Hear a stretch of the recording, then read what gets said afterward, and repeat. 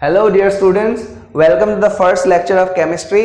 Chemistry में सबसे पहले हम लोग मोल कॉन्सेप्ट को कवर करेंगे, जो पहला चैप्टर है केमिस्ट्री का। और मैं बिल्कुल बेसिक से स्टार्ट करूंगा। ऐसा तुमको बिल्कुल भी नहीं लगना चाहिए कि छोटा कोर्स है, पूरा साल का कोर्स नहीं है, तो सर कुछ चीजें स्किप करने वाले हैं। बिल्कुल भी स्किप नहीं करूंगा, हर एक टॉपिक पढ़ाऊंगा और हर एक टॉपिक के रिलेटेड न्यूमेरिकल्स भी क्लास में कराऊंगा और बाकी ऐप में भी तुम्हें क्वेश्चंस जो है वो मिलता रहेगा, ठीक है। और इसके बाद प्रीवियस ईयर क्वेश्चन डिस्कशन भी होगा तुम्हारे एंट्रेंस का, उसके ऊपर भी हम लोग चर्चा करेंगे।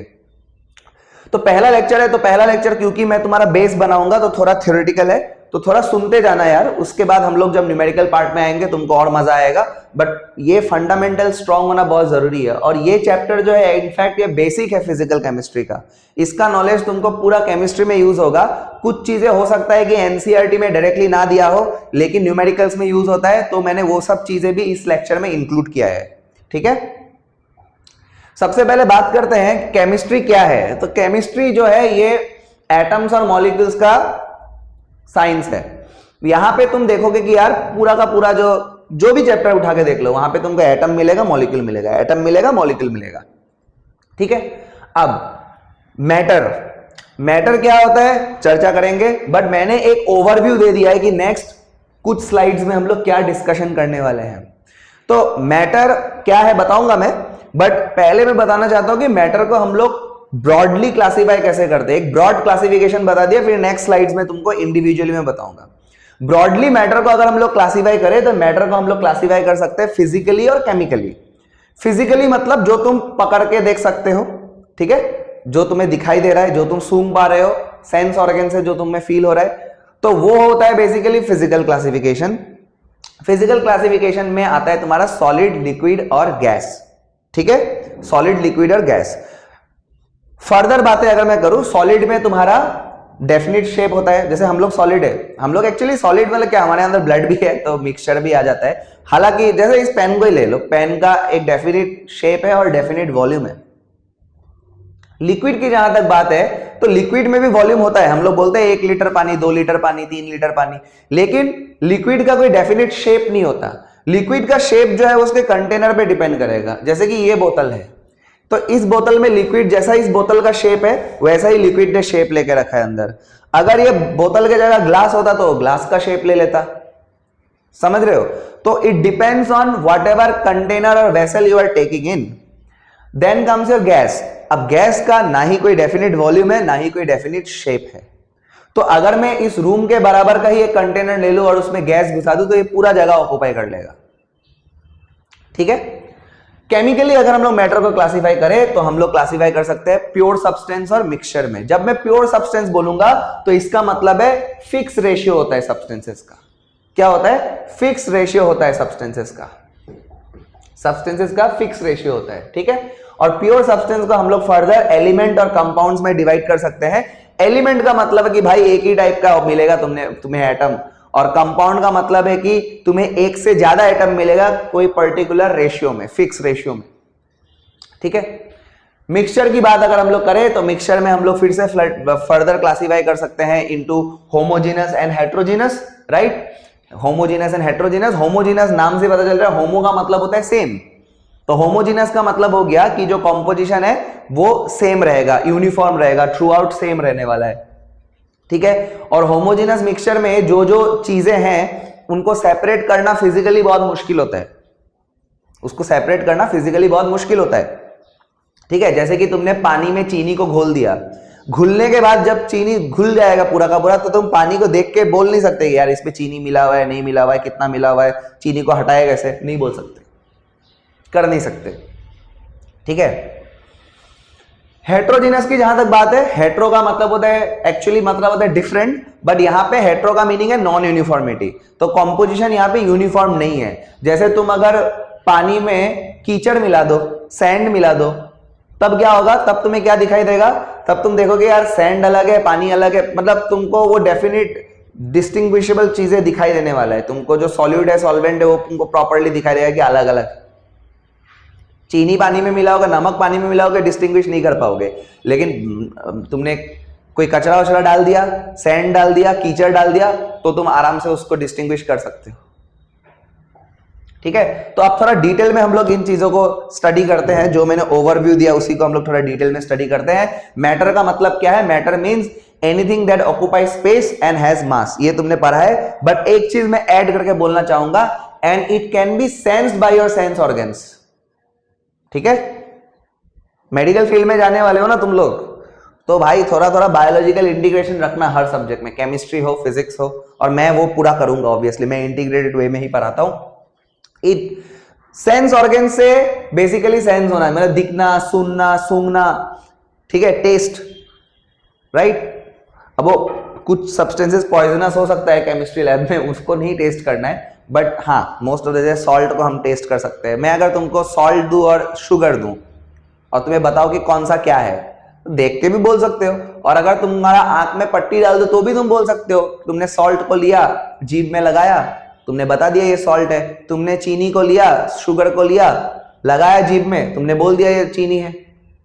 ठीक है, तो फिजिकल क्लासिफिकेशन जैसा कि मैंने कहा था, सॉलिड जिसके पास डेफिनेट शेप और वॉल्यूम होता है, आयरन हो गया, शुगर हो गया, वुड हो गया, तुम ये सब एग्जांपल रटने का जरूरत नहीं है, तुम्हें पता ही है सब। ठीक है, लिक्विड की बात करो तो डेफिनेट वॉल्यूम तो है बट डेफिनेट शेप नहीं है, वो कंटेनर का शेप ले लेता है, वो मैंने यहाँ पे लिखा है, जैसे पानी हो गया, दूध हो गया, मर्क्यूरी जो थर्मोमीटर में यूज होता है, वो सब यहाँ पे आ जाता है।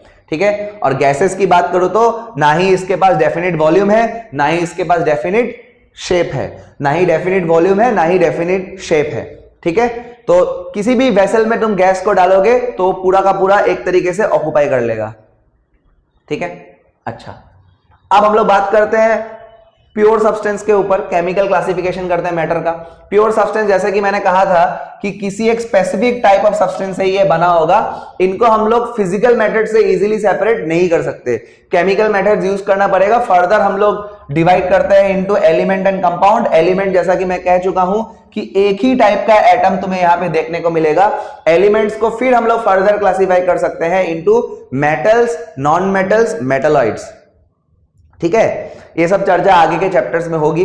मेटल की अगर मैं कुछ एग्जांपल लूं, तुमने पीरियोडिक टेबल अगर देखा है तो पीरियोडिक टेबल में तुम देखोगे लेफ्ट साइड में लेकर के एकदम बीच से लेकर के ऑलमोस्ट राइट साइड तक भी पहुंच जाता है, मतलब मेजॉरिटी जो पीरियोडिक टेबल का है वो मेटल्स ही है। राइट हैंड साइड में जो देखोगे तो ब्लॉक केमिस्ट्री में जो पी ब्लॉक वाले आते हैं वो नॉन मेटल के कैटेगरी में आते हैं। ठीक है, और उनके बीच में कुछ होता है जिसको हम लोग मेटलॉइड बोलते हैं, जैसे सिलिकॉन हो गया, जर्मेनियम हो गया। ठीक है, these are all metalloid. Okay, ये बीच का मामला है। मेटल तो बहुत सारा है, इनफैक्ट मैंने कुछ ही लिखा है यहाँ पे, और नॉन मेटल भी बहुत सारा है, मैंने कुछ ही लिखा है यहाँ पे।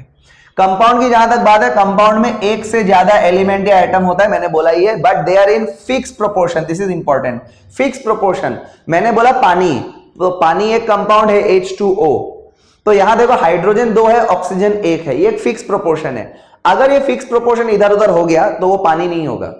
तुम अगर बोलते हो कि सर क्या मैं 4 हाइड्रोजन और 10 ऑक्सीजन लेके पानी बना सकता हूं, H4O10, तो मैं बोलूंगा ये पानी है ही नहीं, पानी तो H2O है, वही फिक्स प्रोपोर्शन रहेगा। चाहे वो पानी इंडिया का हो, चाहे वो पानी पाकिस्तान का हो, चाहे वो पानी चाइना का हो, चाहे वो पानी अमेरिका का हो, पानी अगर है तो H2O होने वाला है। और इनको हम लोग सिंपलर सब्सटेंसेस में डिकम्पोज करा सकते हैं by using chemical methods, not physical methods. Chemically हम लोग ये काम कर सकते हैं। ठीक है, कंपाउंड का जो प्रॉपर्टी होता है ये भी बहुत इंपॉर्टेंट है। कंपाउंड का जो प्रॉपर्टी होता है it is totally different from its constituent elements. ठीक है, अगर मैं पानी की ही बात करूं तो हाइड्रोजन का जो अपना प्रॉपर्टी है, ऑक्सीजन का जो अपना प्रॉपर्टी है, वो पानी के प्रॉपर्टी से बिल्कुल अलग है। ठीक है, तो जैसे एग्जांपल्स में HCl hydrochloric acid, H2O, H2SO4 sulphuric acid, ठीक है, HClO4, HNO3, तो मैंने कई सारे एग्जांपल्स यहाँ पे दिया है, कुछ एसिड्स का एग्जांपल दिया है, और भाई पूरा केमिस्ट्री में भर्ती है, तुम्हें पता ही है सब, मुझे क्या ही बोलना है। ठीक है, तो मिक्सचर के बारे में क्या बोला था, मिक्सचर में एक से ज्यादा टाइप का सब्सटेंस होता है, लेकिन ये किसी भी रेशियो में हो सकता है, कोई फिक्स रेशियो नहीं है, कोई भी फिक्स रेशियो यहाँ पे नहीं है, किसी भी रेशियो में हो सकता है। और मिक्सचर का जो प्रॉपर्टी है वो उसके कंपोनेंट्स के प्रॉपर्टी के साथ मैच करता है, जो कंपाउंड में नहीं कर रहा था। ये सभी पॉइंट्स है जिसपे तुम्हें हाईलाइट करना है, तुम्हें जिसको समझना है। ठीक है, तुमको क्या लगता है कि मैं ये सब रट के बैठा हूं क्या? बिल्कुल भी नहीं, मैं समझ के बैठा हूं और समझा रहा हूं तुम लोग को बस। ठीक है, मैं रट के नहीं बैठा हूं, ये तो तुम्हारे नोट्स बनाने के लिए, क्योंकि तुम बोलोगे सर हमारे नोट्स दिसे नहीं, हमारे सब टीचर है नोट्स दिया, हमारे नोट्स नहीं, तो इस वजह से ही मैं ये सब कर रहा हूं, अदरवाइज क्या जरूरत है, दिमाग में रखो सब कुछ, ठीक है। मिक्सचर को हम लोग फिजिकल मेथड से सेपरेट कर सकते हैं, कंपाउंड्स में मैंने बोला था chemical method. Types of mixture याद ही होगा तुमको, यूनिफॉर्म कंपोजिशन होने से हम लोग बोलते हैं homogeneous, all components are uniformly present, जैसे चीनी मिलाओ पानी में, ठीक है, नमक मिलाओ पानी में, दारू के साथ पानी, अल्कोहल, पैग, ओके, पैग बोलते हैं, एलॉय, एलॉय के बारे में तुम्हें पता ही होगा, कई सारे एलॉय तुमने पढ़ा ही होगा बचपन से। हेट्रोजीनस की बात करें तो हेट्रोजीनस में the composition is non uniform, okay, non uniform, जैसे कि बालू डाल दिया पानी में, ठीक है, पानी में तेल डाल दिया तो क्या ही होगा, और अपने बॉडी में biologically speaking blood, blood is a heterogeneous mixture. Blood में कई सारे चीजें हैं, कंपोनेंट्स है, हम लोग ब्लड के बारे में बायो में डिस्कस करेंगे, ठीक है, ये बात भी ध्यान रखना। इक्विलिब्रियम चैप्टर में भी ये कॉन्सेप्ट हेल्प होगा। जो तुम्हारा 3 स्टेट्स ऑफ मैटर है, यानी कि सॉलिड, लिक्विड और गैस, उसको तुम इंटर कन्वर्ट कर सकते हो, उसको तुम इंटर कन्वर्ट कर सकते हो, सॉलिड को लिक्विड में, लिक्विड को गैस में, ठीक है, सॉलिड को लिक्विड में कन्वर्ट करना, जैसे बर्फ पिघल जाता है, मेल्ट, लिक्विड गैस में जाता है, बॉयल, गैस लिक्विड में आता है, कंडेंसेशन, है ना, सॉलिड से गैस में भी जा सकते हो, सब्लिमेशन। तो ये हो सकता है, ये बिल्कुल पॉसिबल है by changing the condition of temperature and pressure. Temperature वाला केस तो तुम्हें पता ही होगा, 0 डिग्री में क्या होता है, बर्फ बनता है, ठीक है, 100 डिग्री में क्या होता है, वेपर बनता है। तो ये सब पानी के बारे में तुम्हें बचपन से पता ही होगा। अरे भैया आ गया है कुछ इलास्ट्रेशंस, कुछ क्वेश्चंस, ठीक है, कुछ क्वेश्चंस, कुछ एमसीक्यू के फॉर्म में है। चलो चलो चलो चलो, पॉज करके ट्राई करो ये सब, पॉज करके ट्राई करो ये सब, मैं तो बताऊंगा ये भी, ठीक है, तुम्हें पॉज करना है, खुद से ट्राई करना है। अगर मैंने जितना अभी तक पढ़ाया उन स्लाइड्स का तुमने अगर नोट्स बनाया तो नोट्स को एक बार पॉज करके 5 मिनट पढ़ लो और फिर क्वेश्चंस को अटेम्प्ट करो, तब जाके आएगा मजा, ठीक है। पहला सवाल क्या बोला है, which is an example of matter according to the physical state at room temperature, according to the physical state at room temperature, okay, solid, liquid, gas, all of these, room temperature and pressure भाई all of these होगा, solid भी matter है, liquid भी matter है, ये तो matter classification ही पूछ लिया भाई। Next, what are the types of compound, organic compounds, inorganic compounds, ठीक है, both 1 and 2, none of this। तो भाई कंपाउंड तो भाई ऑर्गेनिक भी है, कार्बन वाला भी है, इनऑर्गेनिक भी है। तुम लोग इनऑर्गेनिक केमिस्ट्री में पढ़ते हो यार, ब्लॉक केमिस्ट्री पढ़ते हो, एस ब्लॉक के एलिमेंट्स उसके कंपाउंड, पी ब्लॉक के एलिमेंट्स उसके कंपाउंड, है ना। ऑर्गेनिक केमिस्ट्री में कार्बन और उसके कंपाउंड्स, तो मैं आंसर दूंगा बोथ 1 and 2, ठीक है, both 1 and 2। Which of the following is a homogeneous mixture? अभी अभी हमने पढ़ा होमोजीनस और हेट्रोजीनस। होमोजीनस जहां पे कंपोजिशन यूनिफॉर्म हो, तुम डिस्टिंग्विश ना कर पाओ। पहला ऑप्शन है वाटर प्लस अल्कोहल, यही सही लग रहा है मेरे को, पानी और दारू, है ना, मिलाओगे तो पता ही नहीं चलेगा, पैग तो ऐसे ही बनाते हैं दारू पीने वाले लोग। वाटर प्लस सैंड, अरे दिख जाएगा भाई, वाटर प्लस ऑयल दिख जाएगा, अभी तुम तेल डालो, अपना हेयर ऑयल डाल दो पानी में, पता चल जाएगा तुमको कि भाई हेट्रोजीनस है, ठीक है। क्वेश्चन नंबर 4 देखो, क्वेश्चन नंबर 4 देखो, which of the following statement is or are true, ठीक है। पहला बोला है an element contain only one kind of substance, बिल्कुल सही स्टेटमेंट है। दूसरा बोला है compound can be decompose into its components, yes by chemical methods we can do this. तो 2 ऑप्शन अगर सही हो गया तो हम लोग ऑल ऑफ दिस को ही टिक करेंगे। This is from your competitive exam point of view. Third option पढ़ के तुम्हें टाइम वेस्ट नहीं करना है, क्योंकि भाई देखो हमारे पास लिमिटेड टाइम है, उस लिमिटेड टाइम में हमको पूरा क्वेश्चंस को सॉल्व करना है, करेक्ट। थर्ड ऑप्शन फिर भी पढ़ लेते चलो, all homogeneous mixtures are called as solutions. हाँ, आगे हम लोग पढ़ेंगे इस चीज को, होमोजेनस मिक्सचर्स को सॉल्यूशंस बोलते हैं, सॉल्यूशन के बारे में आगे चर्चा होगी। सॉल्यूशन में सॉलिड आता है, सॉल्वेंट आता है, एक पूरा चैप्टर ही है, तो उसके ऊपर डिस्कशन तो होने ही वाला है, ठीक है। Question number 5, a pure substance can be, a pure substance can be, pure substance को हम लोग एलिमेंट और कंपाउंड में डिवाइड करते हैं। पहला बोला है कंपाउंड, हाँ सही है, दूसरा बोला है एलिमेंट, ये भी सही है, तीसरा बोला है एलिमेंट और ए कंपाउंड, और चौथा बोला है हेट्रोजेनस मिक्सचर। तो बेस्ट ऑप्शन क्या होगा, एलिमेंट और अ कंपाउंड, क्योंकि प्योर सब्सटेंस में दोनों ही इंक्लूड करते हैं हम लोग, ठीक है। फिर बोला है which of the following is not a mixture, not a mixture, not a mixture, mixture नहीं है, ठीक है, मिक्सचर नहीं है मतलब तुम्हें सोचना पड़ेगा कि वो कोई प्योर सब्सटेंस है क्या। अगर वो प्योर सब्सटेंस है तो उसके ऊपर हम लोग सोच सकते हैं, ठीक है। ओके, टेप वाटर, अच्छा टेप वाटर और आंसर मिल गया, टेप वाटर और डिस्टिल वाटर।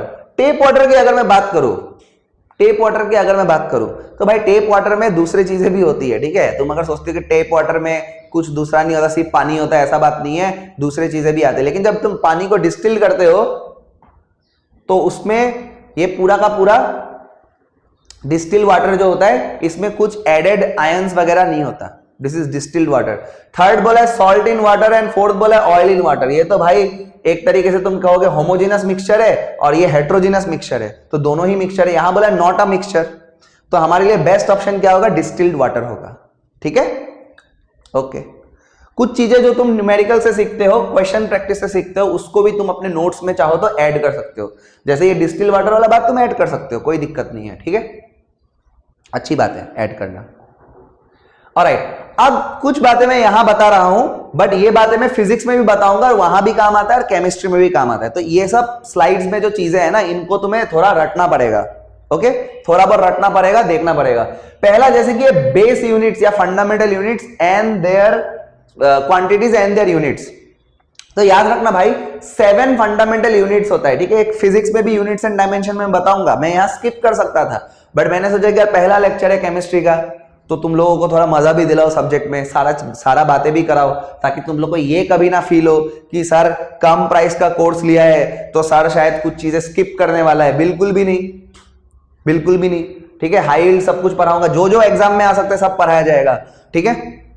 तो फंडामेंटल यूनिट 7 होता है, क्या क्या होता है, length, mass, time, temperature, luminous intensity, amount of substance and temperature, ठीक है। So starting with length, length के लिए हम लोग सिंबल एल यूज करते हैं, मास के लिए स्मॉल एम, टाइम के लिए स्मॉल टी, करंट के लिए आई, टेम्परेचर के लिए टी, यहां हम लोग थर्मोडायनेमिक टेम्परेचर बोल रहे हैं because we are dealing with chemistry, amount of substance moles जिसको हम लोग एन से रिप्रेजेंट करते हैं, और लुमिनस इंटेंसिटी को ऐसे आई के नीचे वी लिख के रिप्रेजेंट किया जाता है। हालांकि लुमिनस इंटेंसिटी के बारे में तुमको ज्यादा नहीं पढ़ना है, कहीं पे भी फिजिक्स में या केमिस्ट्री में तुम लुमिनस इंटेंसिटी के बारे में नहीं पढ़ते हो, बस इतना जान के रख दो लुमिनस इंटेंसिटी का जो इंटरनेशनल यूनिट होता है, ऐसा यूनिट जो होता है। और याद रखना क्वेश्चंस जब हम लोग सॉल्व करेंगे तो हम ट्राई करेंगे कि डेटा को ऐसा यूनिट में ही रखे, अनलेस हमारा ऑप्शंस दूसरे यूनिट में देके रखा है। कहने का मतलब यह है कि जैसे लेंथ का ऐसा यूनिट है metre, symbol is small M, तो भाई जब मैं क्वेश्चन में आंसर निकालने के लिए कोशिश करूंगा और अगर कोई दूसरा यूनिट में देके रखा है तो मैं ट्राई करूंगा कि उसको मैं मीटर में कन्वर्ट कर लूं और उसके बाद मैं सॉल्व करूं उसको। अब ऑप्शन में अगर मीटर में गिवन है तो वेल एंड गुड, अगर ऑप्शन में मीटर में नहीं गिवन है तब तुम कन्वर्ट कर लेना, दैट्स अ डिफरेंट डील। ये तुम क्वेश्चन मेरे साथ प्रैक्टिस कर करके सीख जाओगे, टेंशन लेने का जरूरत नहीं है, ठीक है। मास के लिए होता है किलोग्राम, केजी पता ही है, शॉर्ट में केजी लिखते हैं। टाइम का होता है सेकेंड, ओके। करंट का ampere, symbol is capital A, हम लोग करंट इलेक्ट्रिसिटी में पूरा एम्पियर के साथ डील करेंगे। Thermodynamic temperature kelvin, degree Celsius, degree Fahrenheit भी होता है, other units of temperature, but we deal with kelvin. Capital K is the symbol, कुछ लोग थीटा लिखता है, doesn't matter. Amount of substance mole, short में एमओएल, ई को हटा देते हैं। और ये कैंडेला, सीडी मैंने ऑलरेडी तुमको बोला है। तो ये फंडामेंटल यूनिट्स है जो किसी दूसरे यूनिट पे डिपेंड नहीं करता। ये 7 फंडामेंटल है, मेन है, ये माई बाप है, बाकी सब इसके बच्चे हैं। बाकी जो भी होगा तुम देखोगे कि इनके ही कॉम्बिनेशन से बन रहा है। जैसे कुछ एग्जांपल्स मैंने यहां पे दिया, इनको डिराइव यूनिट बोलते हैं। जैसे एरिया, एरिया को कैसे निकाल सकते हो, लेंथ इनटू ब्रेथ करके, यानी कि 2 टाइम्स लेंथ करके। जैसे सर्कल के लिए तुम पाई इंटू आर स्क्वायर करते हो, रेडियस का स्क्वायर, रेडियस भी अल्टीमेटली लेंथ है। स्क्वायर के लिए तुम डायरेक्टली साइड स्क्वायर कर देते हो। तुम क्यूब के लिए 6 इंटू साइड स्क्वायर करोगे, तुम रेक्टेंगल के लिए लेंथ इंटू ब्रेथ करोगे, करेक्ट। तो these are all indicating 2 times length, तो this becomes your metre square या स्क्वायर मीटर या लेंथ स्क्वायर, जो भी मैंने बोला। वॉल्यूम में एक और पैरामीटर आ जाता है, length into breath into height, तो 3 टाइम्स लेंथ हो जाता है, लेंथ क्यूब, क्यूबिक मीटर, ठीक है। डेंसिटी तुमने बचपन से पढ़ाई होगा, density equal to mass by volume, ठीक है। मास पर यूनिट वॉल्यूम, मास का यूनिट है किलोग्राम और वॉल्यूम का है क्यूबिक मीटर, तो KG metre -3, correct. KG metre -3 या KG divided by metre cube. Force, mass into acceleration, ऐसा यूनिट का हम लोग न्यूटन बोलते हैं। मास के लिए तुम लिखोगे केजी और एक्सेलरेशन होता है मीटर पर सेकेंड स्क्वायर, मीटर पर सेकेंड स्क्वायर, यही न्यूटन ही है। प्रेशर हो गया फोर्स पर यूनिट एरिया, यानी कि Newton divided by area, area होता है मीटर स्क्वायर, तो न्यूटन मीटर स्क्वायर, या न्यूटन का ये वाला वैल्यू भी पुट कर सकते हो, ठीक है। वर्क या फिर एनर्जी के लिए हम लोग करते हैं फोर्स इनटू डिस्प्लेसमेंट होता है। एक्चुअली केमिस्ट्री के लैंग्वेज में डिस्टेंस बोलो कोई दिक्कत नहीं है, बट एक्चुअल में फिजिक्स में अगर सही पढ़े हम लोग डिस्प्लेसमेंट, ओके। फोर्स का तो पता ही है, और डिस्प्लेसमेंट के लिए तुम्हें लेंथ को मल्टीप्लाई करना है। Displacement is the shortest possible length, हम लोग फिजिक्स में डिस्कशन करेंगे ये सब, ठीक है। तो ऐसा तो बहुत सारे यूनिट्स है, मैंने कुछ ही दिखाया तुमको, तुम बस इतना याद रखो कि इनको छोड़ के बाकी जितना है सब डिराइव के कैटेगरीज में आता है, ठीक है। अब यहां पे मैंने कुछ प्रेफिक्सेस यूज किया जो न्यूमेरिकल में तुमको यूज करना पड़ेगा। तुमको कभी कभी ये दिया होगा, मैं तुमको बोलता हूं मिलीग्राम क्या होता है भाई, अब तुमको पता है यार ऐसा यूनिट तो किलोग्राम है, तो मैं किलो को मिली तक कैसे लेके जाऊं, बहुत बड़ा बात है। मैं बोलता हूं कि यार माइक्रोमीटर लेंथ है, तो माइक्रो क्या है भाई, माइक्रो को कैसे लेके जाए, तो ये सब इंपॉर्टेंट है। मैंने तुमको पूरा 10⁻⁻24 से 10⁻+24 तक देके रखा है, बट तुम्हें इतना नहीं पढ़ना है, मैं तुमको इंपॉर्टेंट बताता हूं। 10⁻−15 फेम्टो याद रखना। अगर मैं बोलता हूं 1 फेम्टोमीटर मतलब 10⁻−15, ये तुमको न्यूक्लियस के चैप्टर में मिलेगा, क्योंकि न्यूक्लियस का रेडियस इस ऑर्डर में आता है, ठीक है। -12 याद रख सकते हो, pico, -9 very very important, nano, ठीक है। -10 भी मैं बोल देता हूं, -10 को बोलते हैं हम लोग एंगस्ट्रॉम, -10 को हम लोग क्या बोलते हैं, एंगस्ट्रॉम। -6 माइक्रो, -3 मिली, -2 सेंटी, ठीक है, -2 सेंटी। उसके बाद 10⁻³ किलो, 10⁻6 मेगा, ठीक है। उसके बाद मैंने इतना ज्यादा सिग्निफिकेंट नहीं देखा है, तो तुमको जो जो मैंने मार्क किया ना यहां पे, ये हो गया,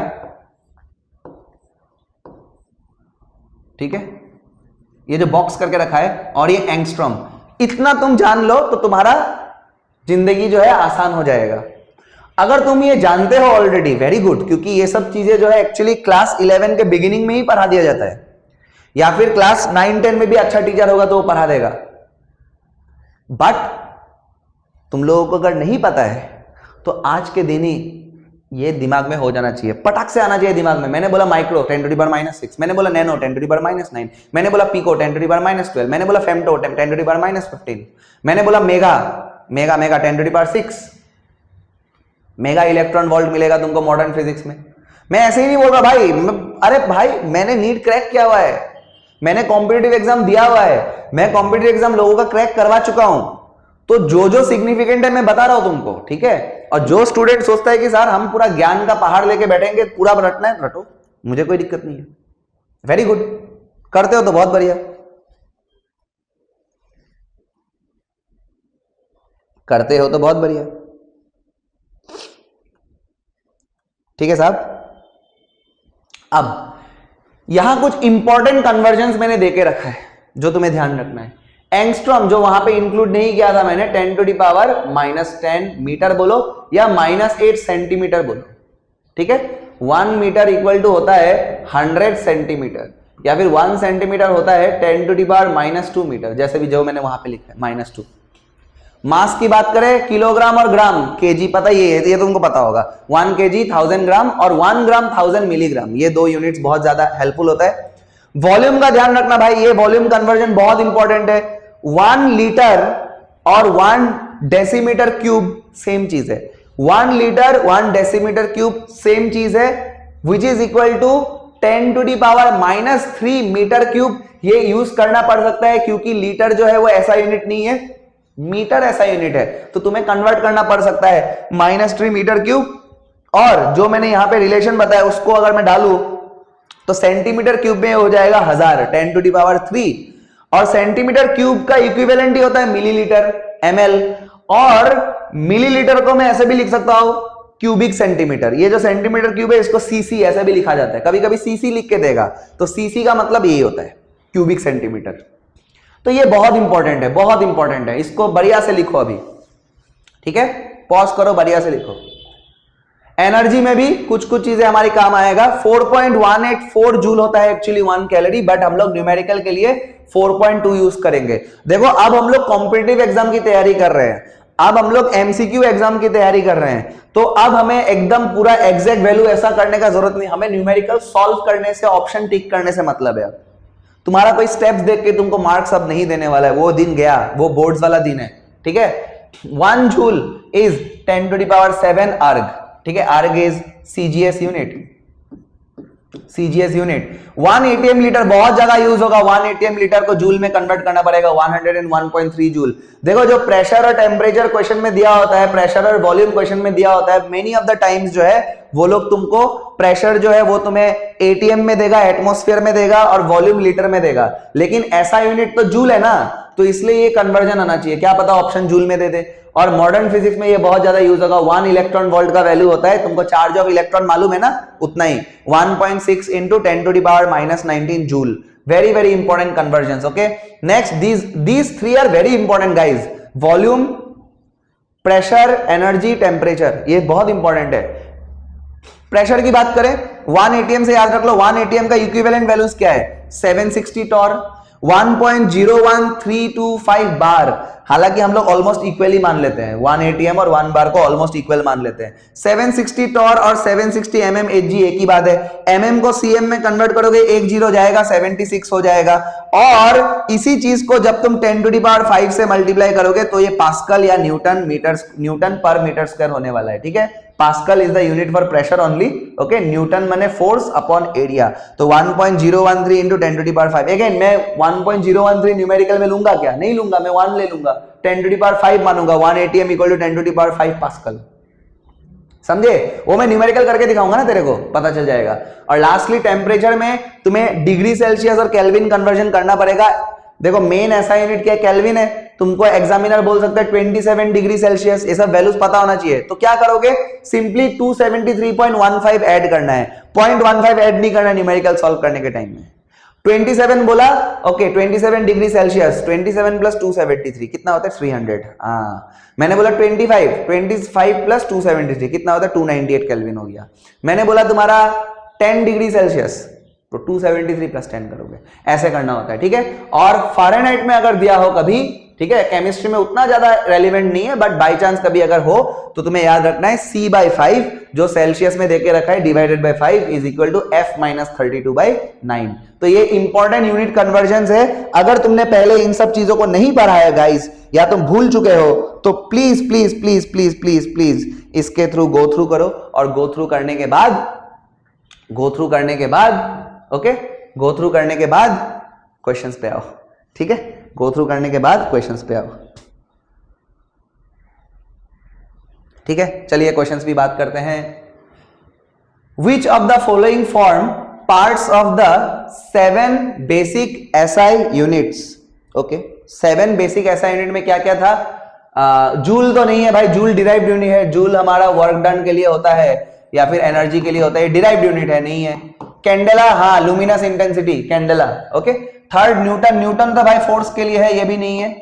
फोर्स हमारा फंडामेंटल यूनिट्स में नहीं है। फंडामेंटल यूनिट्स क्या क्या है, मैं फिर से बोलता हूं, mass, length, time, temperature, amount of substance, luminous intensity, amount of substance बोले, luminous intensity, electric current, temperature बोल चुका हूं शायद, 7 हो गया। Pascal, pascal is force per unit area, that is pressure, नहीं है, तो कैंडेला इज द आंसर, ठीक है। सेकेंड ये ट्राई करो तो कन्वर्ट 2 लीटर एटमोस्फेयर इनटू अर्ग। 2 लीटर एटमोस्फेयर को हमें अर्ग में कन्वर्ट करना है, अर्ग में कन्वर्ट करना है। तो पहले तो हमें रिलेशन पता है कि 1 ATM litre is equal to होता है, जो अभी अभी हमने देखा 1.013 नहीं लिखने से भी होता है। देखो यहाँ पे जो 1.013 है, इसको नहीं लिखने से भी कोई इश्यू नहीं है, ठीक है। इंटू 10⁵, ये आ गया तुम्हारा, सॉरी एटीएम लीटर बोला है ना, मैं एटीएम को कन्वर्ट कर दिया। 1 ATM इक्वल टू होता है तुम्हारा 1 ATM का जूल वाला कन्वर्जन, एटीएम लीटर का होता है 101.3, ठीक है। ये जूल वाला कन्वर्जन करो तो हमें, क्योंकि लीटर एटमॉस्फेयर देके रखा है, एटीएम लीटर देके रखा है, तो मैं 101.3, करेक्ट, ये हो गया जूल में। अब 1 जूल होता है तुम्हारा 10⁷ अर्ग, तो हमें अर्ग में लेके जाना है, तो इसको फिर से फर्दर 101.3 इंटू 10⁻7 कर देना। अब आंसर हमारा अर्ग में आ जाएगा। ठीक है, मैंने गलती से एटमॉस्फेयर को कन्वर्ट कर दिया था, बट इन्होंने लीटर एटमॉस्फेयर को करने के लिए बोला है। ठीक है, alright, next, convert 2 ATM into centimetre of mercury. तो 1 ATM होता है तेरा 76 सेंटीमीटर, mm बोलेगा तो 76, ये देखो देखो देखो। ठीक है, इसलिए पढ़ के करना तब मजा आएगा। हमें 2 ATM दे के रखा है, 2 मल्टीप्लाई कर दो, 2 इंटू 76 यानी कि 6 2 12, 1 in hand, 152 centimetre of Hg। ठीक है, तीसरा सवाल दिया है, convert 20 decimetre cube into ml। Okay, तो डेसीमीटर क्यूब मैंने बोला था कि 1 litre and 1 decimetre cube are one and the same thing. तो 20 डेसीमीटर क्यूब का मतलब बेसिकली है 20 लीटर, और 1 लीटर होता है तेरा 1000 ml या 10⁻3 ml। तो ये हो जाएगा 20 इंटू 10⁻3 ml, या फिर तुम कहो 20,000 ml। लास्ट देके रखा है तेरे को, convert 59 degree Fahrenheit into degree Celsius, जो हमने लास्ट पढ़ा था, C/5 equal to F minus 32/9। तो चलो इसको करते हैं, C/5 हमें C चाहिए, C/5 is equal to F माने 59 माइनस 32/9। सॉल्व करते हैं, C/5 is equal to 9 minus 2 is 7, 5 minus 3 is 2 divided by 9, ये 3 गुना कटेगा। ठीक है, तो C/5 इज इक्वल टू 3, यानी कि C इक्वल टू 5 इंटू 3, तो तेरा आंसर आ गया 15। ठीक है, ये होगा 15 डिग्री सेल्सियस।